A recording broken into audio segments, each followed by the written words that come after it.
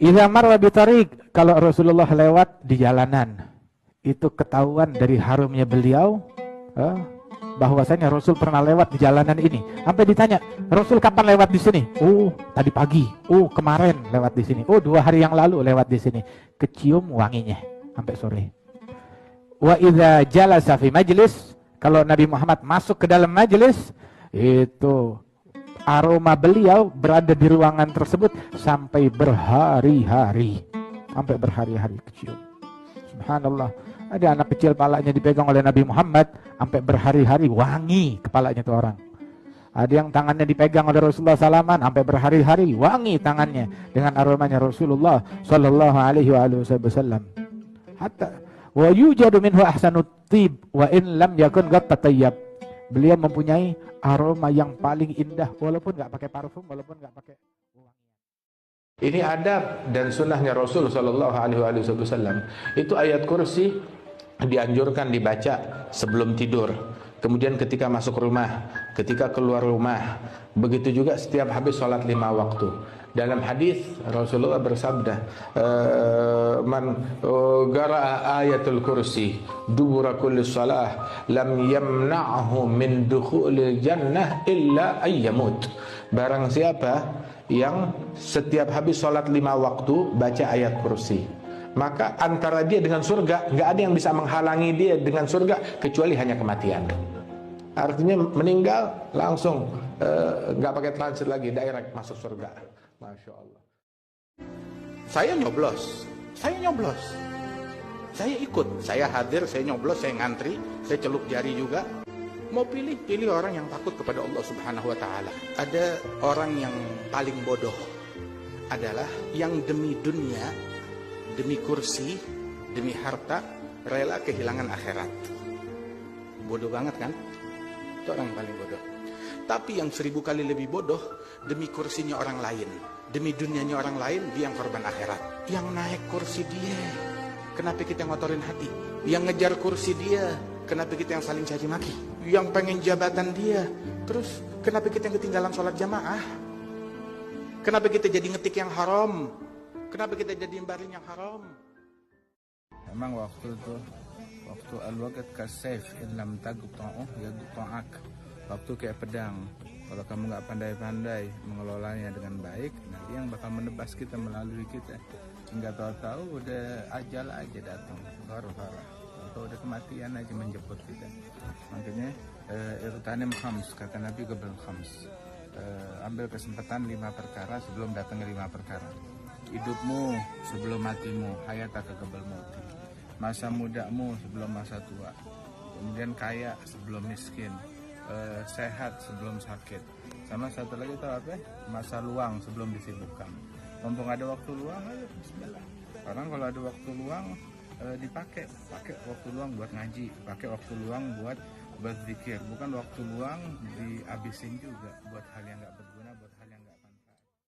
Allah nggak ada yang lebih penyayang melebihi Nabi Muhammad. Tapi kita tinggalkan Nabi Muhammad gara-gara orang-orang tersebut. Kita tinggalkan syariatnya Rasulullah. Dalam acara kawinan, dalam acara pesta kita pakai adatnya mereka Yahudi, Nasrani. Sekarang dari jenis yang sama yang membantai saudara kita. Mau boikot, kita boikot sekarang, dari dulu boikot. Boikot akhlaknya, boikot pemikirannya, boikot ucapannya. Kanak-kanak kita, balita kita diracuni dengan tontonan-tontonan yang mengandung hal-hal yang mungkar di dalamnya. Sampai film kartun disisipi dengan LGBT dan semacamnya.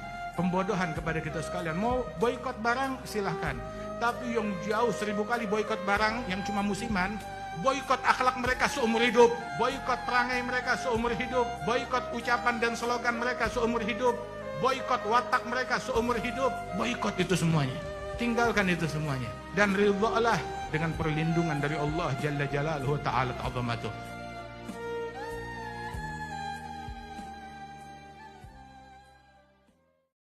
Orang yang terobsesi dengan dunia, maka dia bakal mau nggak mau harus ngorbanin akhiratnya dia.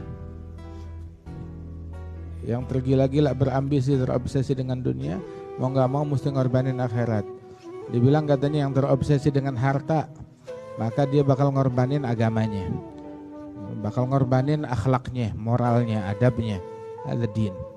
Barang siapa yang terobsesi dengan tahta, maka dia bakal kehilangan din dan juga kehilangan harta.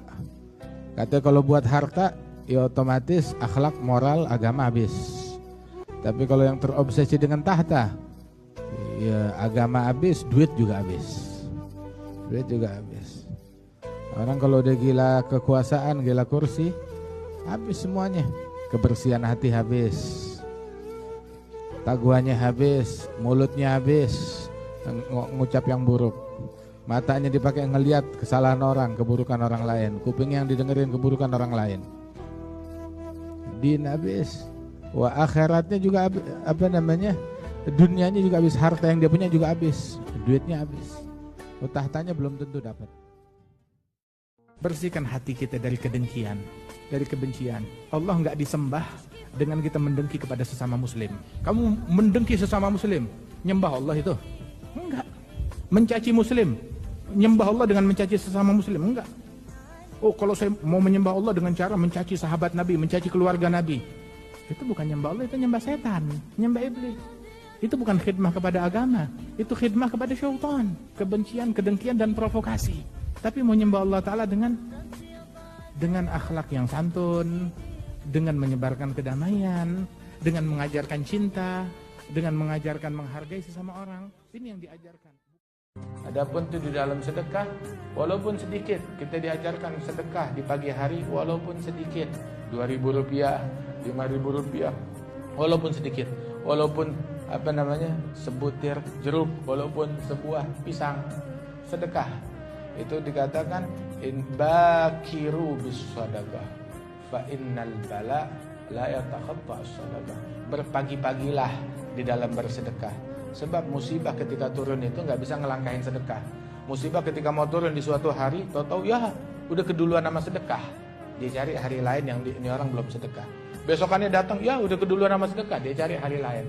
Kalau tiap hari sedekah udah, makanya buruan balap bersedekah di pagi hari sebelum datangnya. Kita saudara kita di belahan bumi, mau itu di Palestina ataupun di tempat yang lain, banyak negeri-negeri dalam keadaan susah, dalam keadaan menderita, dan jangan dikira bahwasanya musibah yang menimpa mereka itu nggak ada andilnya kita di situ.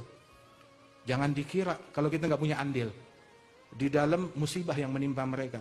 Kadang kejahatan yang dilakukan di barat itu imbasnya musibah turunnya di timur. Kemaksiatan yang kita lakukan, pelanggaran yang kita lakukan, ya. Di sini orang buka-bukaan aurat, di sini orang melakukan kejahatan, di sini orang narkoba, di sini orang telat subuh, di sini orang nggak sembahyang. Buat Allah buminya Allah itu sama aja. Gitu, musibahnya bisa turun di sini atau turun di tempat lain. Waliyadzubillah min dzalik. Kita nggak tahu gara-gara kita nggak sembahyang, gara-gara anak kita telat subuh, turun 2, 3 atau 10 bom di tempat tersebut. Gara-gara kejahatan yang kita lakukan. Jangan sampai kita punya andil di dalam turunnya musibah tersebut. Jadilah kita turut andil dalam turunnya rahmat Allah Ta'ala di negeri-negeri tersebut. Kalau kamu mau dekat dengan seseorang, mau berguru dengan seseorang, maka carilah orang yang sikapnya, akhlaknya, parasnya memberikan manfaat kepadamu sebelum engkau mendengar ucapannya. Sampai dikatakan oleh ulama, man la yanfa'uk lahdhuh la yanfa'uk lafdhuh. Barang siapa orang-orang yang dengan menatap wajahnya kamu tidak dapat memetik manfaat, maka jangan harap ceramahnya bisa memberikan manfaat. Sebab ketakwaan kepada Allah Ta'ala, rasa takut kepada Allah, cahaya yang Allah Ta'ala titipkan di dalam hati para wali-walinya, pertama keluar bukan hanya dari lisannya, akan tetapi dari akhlak dan dari perangainya. Idza ru'u yushharu dzikrullahi fahuwa lahum sima 'alal jibahi. Orang-orang yang ketika dilihat mengingatkan engkau kepada Allah, membuat engkau khusyuk, membuat engkau takut kepada Allah Subhanahu wa Ta'ala.